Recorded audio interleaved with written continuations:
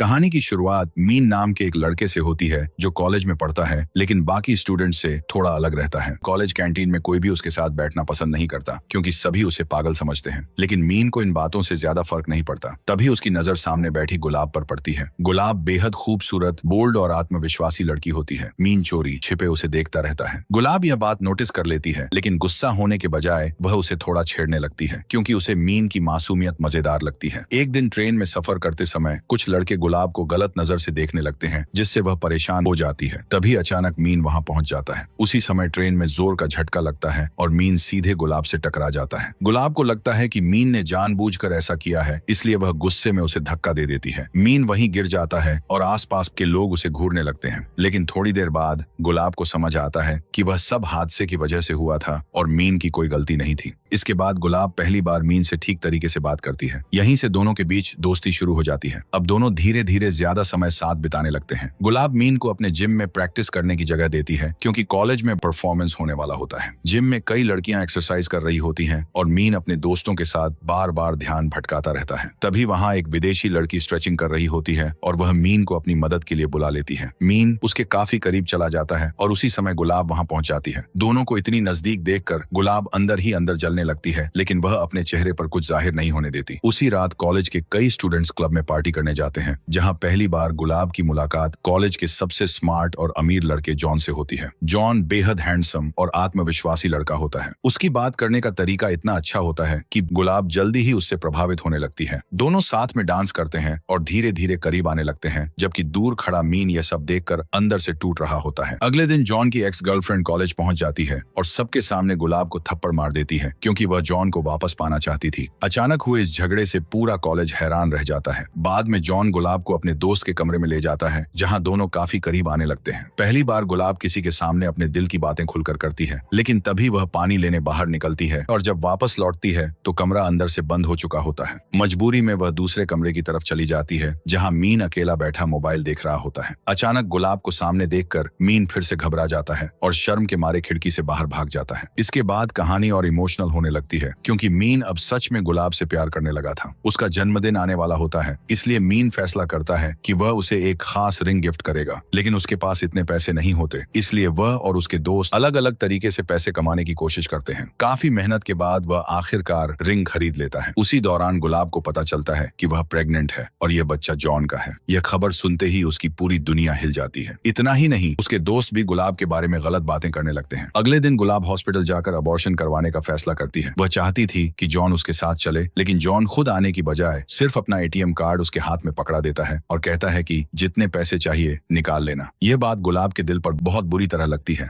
गुस्से में वह एटीएम कार्ड उसके चेहरे पर फेंक देती है और वहां से चली जाती है। उधर उसी शाम मीन और उसके दोस्त गुलाब के लिए बर्थडे पार्टी प्लान कर रहे होते हैं। जैसे ही गुलाब कमरे में आती है, सब लोग उसे हैप्पी बर्थडे बोलते हैं। मीन खुशी में पूरा केक उसके चेहरे पर लगा देता है और फिर बड़ी उम्मीद से उसे वह रिंग गिफ्ट करता है, लेकिन उस समय गुलाब पहले से ही मानसिक रूप से टूटी हुई होती है, इसलिए वह गुस्से में मीन को थप्पड़ मार देती है और वहां से चली जाती है। मीन समझ ही नहीं पाता कि आखिर उससे गलती क्या हुई। अगले दिन अचानक गुलाब मीन को फोन करती है और उससे मिलने के लिए बुलाती है। मीन को लगता है कि शायद आज वह उससे अपने दिल की बात करेगी, इसलिए वह बहुत खुश हो जाता है। लेकिन जब वह गुलाब के पास पहुंचता है, तब उसे पता चलता है कि गुलाब उसे डेट पर नहीं बल्कि हॉस्पिटल ले जाने के लिए बुला रही थी क्योंकि वह अबॉर्शन करवाने वाली होती है। यह सुनकर मीन के अंदर से टूट जाता है, लेकिन फिर भी वह उसका साथ नहीं छोड़ता। अब पहली बार गुलाब को एहसास होने लगता है कि मीन सच में उससे प्यार करता है। वह बिना किसी मतलब के हर मुश्किल समय में उसके साथ खड़ा रहा। मीन उसकी देखभाल करता है, उसे हंसाने की कोशिश करता है और हर पल उसका सहारा बनकर खड़ा रहता है।